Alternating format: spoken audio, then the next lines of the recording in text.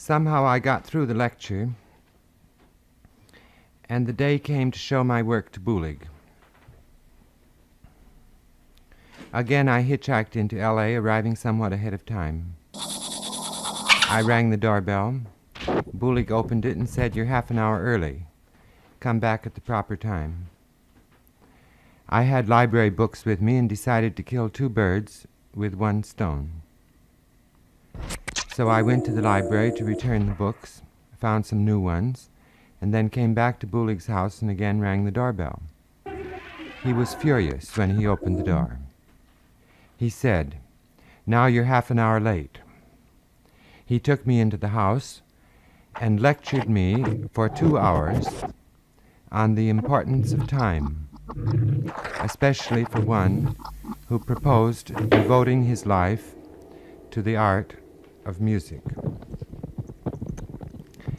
M.C. Richards went to see the Bolshoi. She was delighted with the dancing. She said it's not what they do, it's the ardor with which they do it. I said yes, composition, performance, and audition or observation are really different things. They have next to nothing to do with one another. Once I told her I was at a house on Riverside Drive where people were invited to be present at a Zen service conducted by a Japanese Roshi. He did the ritual, rose petals and all. Afterward, tea was served with rice cookies. And then the hostess and her husband, employing an out-of-tune piano and a cracked voice, gave a wretched performance of an excerpt from a third-rate Italian opera. I was embarrassed and glanced toward the Roshi to see how he was taking it. The expression on his face was absolutely beatific. M.C. Richards and David Tudor invited several friends to dinner. I was there, and it was a pleasure. After dinner, we were sitting around talking. David Tudor began doing some paperwork in a corner, perhaps something to do with music, though I'm not sure. After a while, there was a pause in the conversation. And someone said to David Tudor, "Why don't you join the party?" He said, "I haven't left it. This is how I keep you entertained."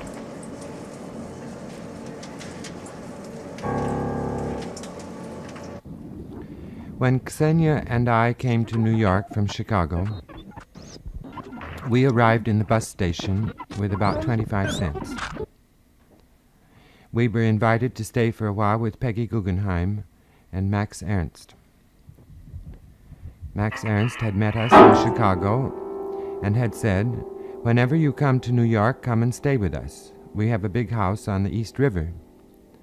I went to the phone booth in the bus station, put in a nickel, and dialed.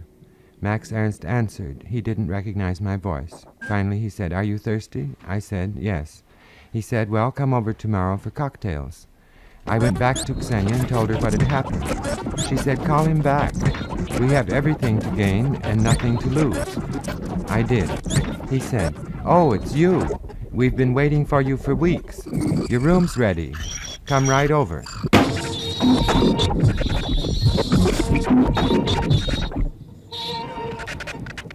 Ksenia told me once that when she was a child in Alaska,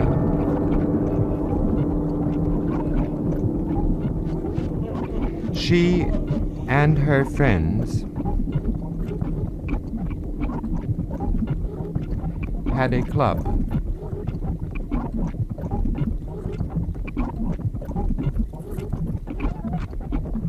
And there was only one rule.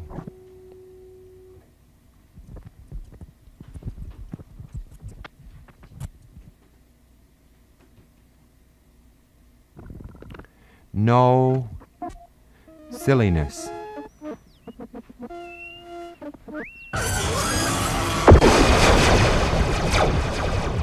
When I was in high school, I went out, as they say, for oratory. When the Southern California oratorical contest came along, the situation was ticklish. LA High had won the contest 2 years in succession. If we won the third year, the cup would stay in the school's possession forever. I was chosen to represent the school, and I passed through the sectional contests and came to the finals, which were held in the Hollywood Bowl before an audience of about 35 people.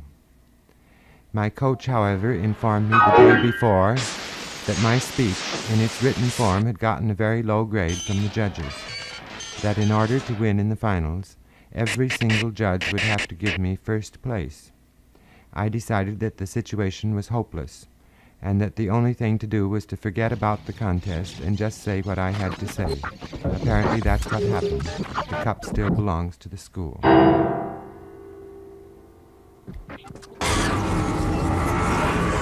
Zen, they say, if something is boring, after 2 minutes,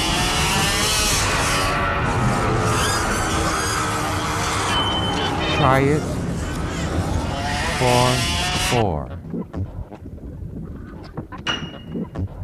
If still boring, try it for 8, 16, 32, and so on.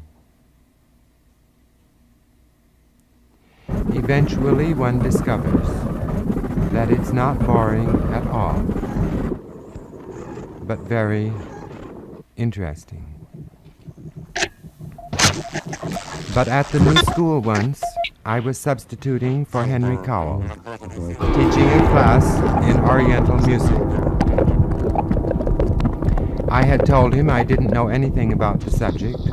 He said, "That's all right, just go where the records are, take one out, play it, and then discuss it with the class." Well, I took out the first record. It was an LP of a Buddhist service. It began with a short microtonal chant with sliding tones, and then soon settled down into a single loud, reiterated percussive beat. This noise continued relentlessly for about 15 minutes with no perceptible variation. A lady got up and screamed, and then yelled, "Take it off! I can't bear it any longer." I took it off. A man in the class then said angrily, "Why'd you take it off?" I was just getting interested. Once over in Amsterdam, a Dutch musician said to me,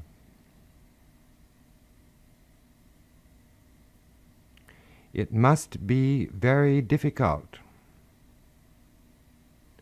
for you in America to write music. You are so far away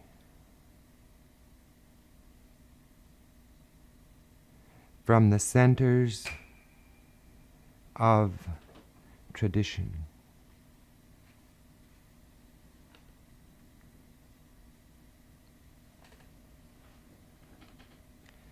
Now giving lecture on Japanese poetry.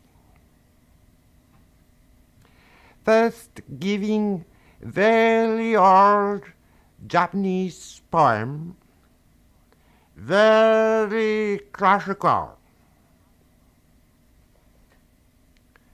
Oh, willow tree, why are you so sad? Willow tree, maybe baby. Now giving 19th century romantic Japanese poem. Oh, bird sitting on willow tree, why are you so sad, bird? Maybe baby. Now giving up to minute 20th century Japanese poem, very modern.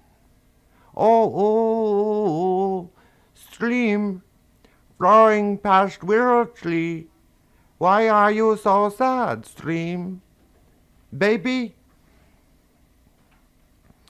I was never psychoanalyzed.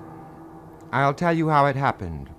I always had a chip on my shoulder about psychoanalysis. I knew the remark of Rilke to a friend of his who wanted him to be psychoanalyzed. Rilke said, "I'm sure they would remove my devils, but I fear they would offend my angels." When I went to the analyst for a kind of preliminary meeting, he said, "I'll be able to fix you so that you'll write much more music than you do now." I said, "Good heavens, I already write too much, it seems to me."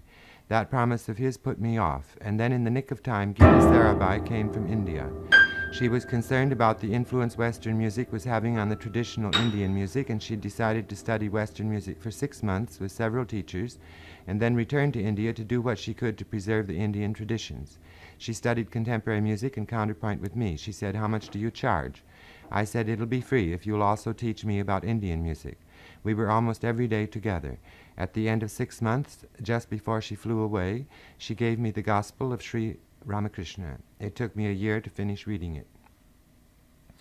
I once had a job washing dishes in the Bluebird Tea Room in Carmel, California.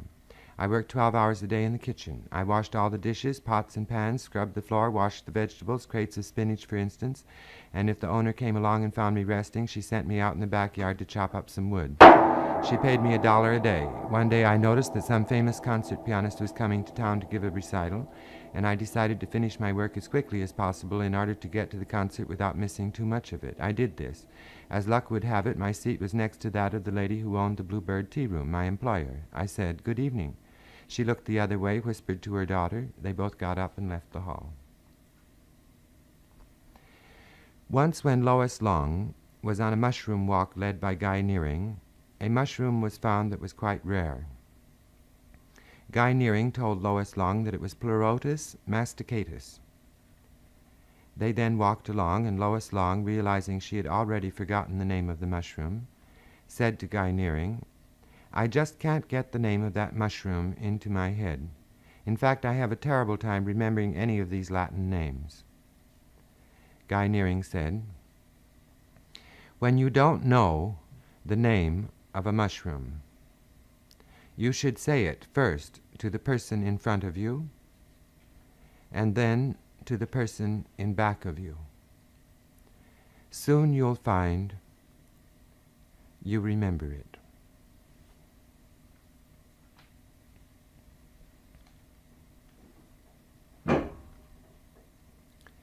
My grandmother was sometimes very deaf, and other times, particularly when someone was talking about her, not deaf at all.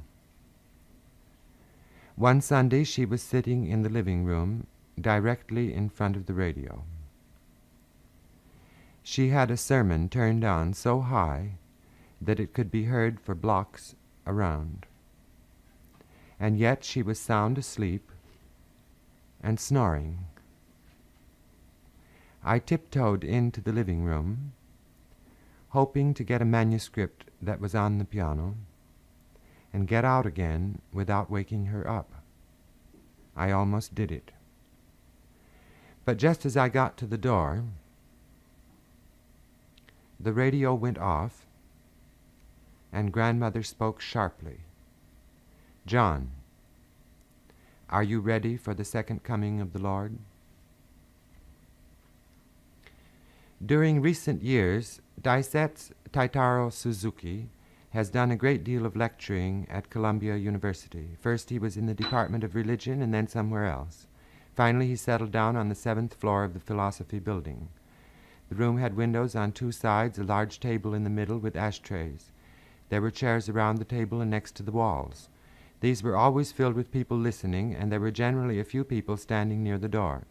The 2 or 3 people who took the class for credit sat in chairs around the table. The time was 4 to 7. During this period, most people took now and then a little nap. Suzuki never spoke loudly, and when the weather was good, the windows were open, and the airplanes leaving LaGuardia flew directly overhead, drowning out from time to time whatever he had to say. He never repeated what had been said during the passage of the airplane. 3 lectures I remember in particular. While he was giving them, I couldn't for the life of me figure out what he was saying. It was a week or so later, while I was walking in the woods looking for mushrooms, that it all dawned on me. There was a lady in Suzuki's class who said once, "I have great difficulty reading the sermons of Meister Eckhart because of all the Christian imagery." Dr. Suzuki said, "That difficulty will disappear."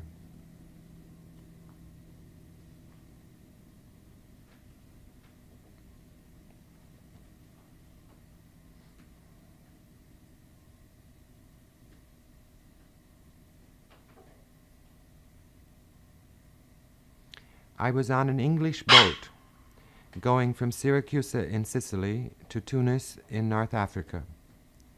I had taken the cheapest passage, and it was a voyage of 2 nights and 1 day. We were no sooner out of the harbor than I found that in my class no food was served. I sent a note to the captain saying I'd like to change to another class. He sent a note back saying I could not change, and further asking whether I had been vaccinated. I wrote back that I had not been vaccinated and that I didn't intend to be. He wrote back that unless I was vaccinated, I would not be permitted to disembark at Tunis. We had meanwhile gotten into a terrific storm. The waves were higher than the boat. It was impossible to walk on the deck.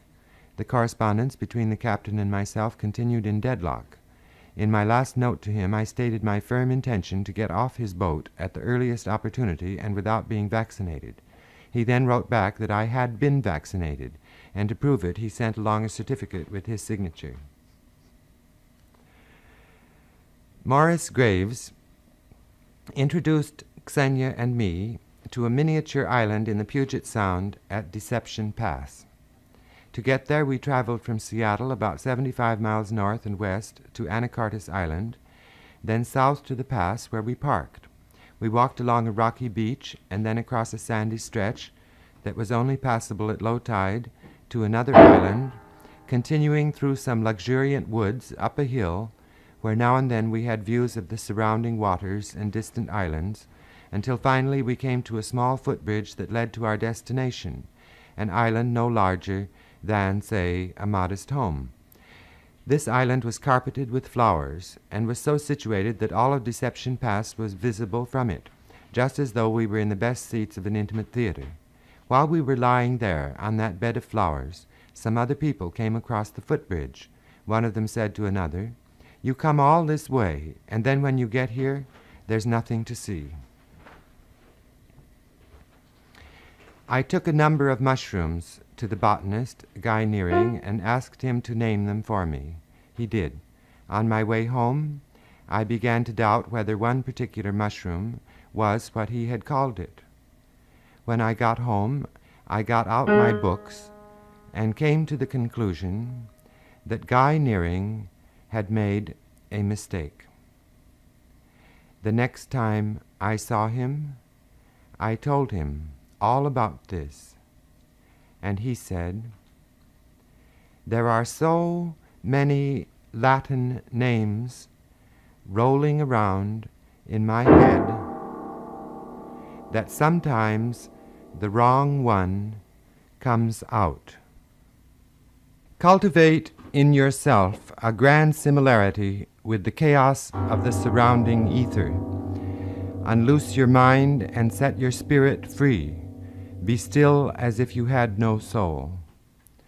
Those words come toward the end of one of Chuang-Tzu's stories, which, if I were asked, I would say is my favorite. The mists of chaos had spent much trouble trying to come in contact with chaos himself. When he finally succeeded, he found chaos hopping about like a bird and slapping his buttocks. He phrased his question, which concerned the nature of ultimate reality.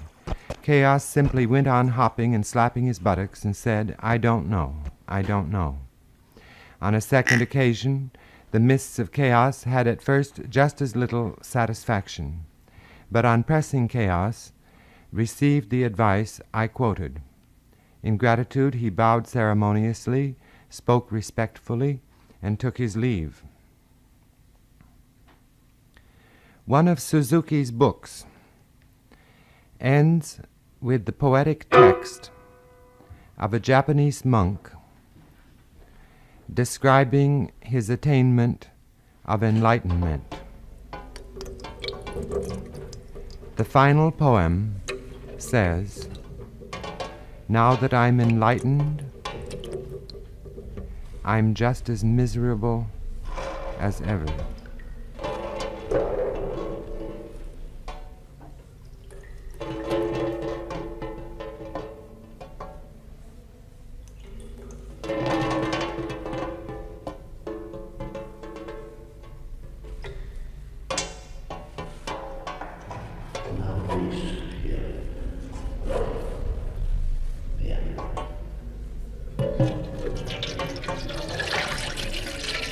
Dorothy Norman invited me to dinner in New York. There was a lady there from Philadelphia who was an authority on Buddhist art. When she found out I was interested in mushrooms, she said, "Have you an explanation of the symbolism involved in the death of the Buddha by his eating a mushroom?"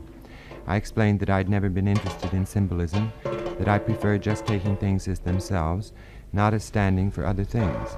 But then a few days later, while rambling in the woods, I got to thinking. I recalled the Indian concept of the relation of life and the seasons. Spring is creation, summer is preservation, fall is destruction, winter is quiescence. Mushrooms grow most vigorously in the fall, the period of destruction, and the function of many of them is to bring about the final decay of rotting material. In fact, as I read somewhere, the world would be an impassable heap of old rubbish were it not for mushrooms and their capacity to get rid of it. So I wrote to the lady in Philadelphia. I said, "The function of mushrooms is to rid the world of old rubbish. The Buddha died a natural death."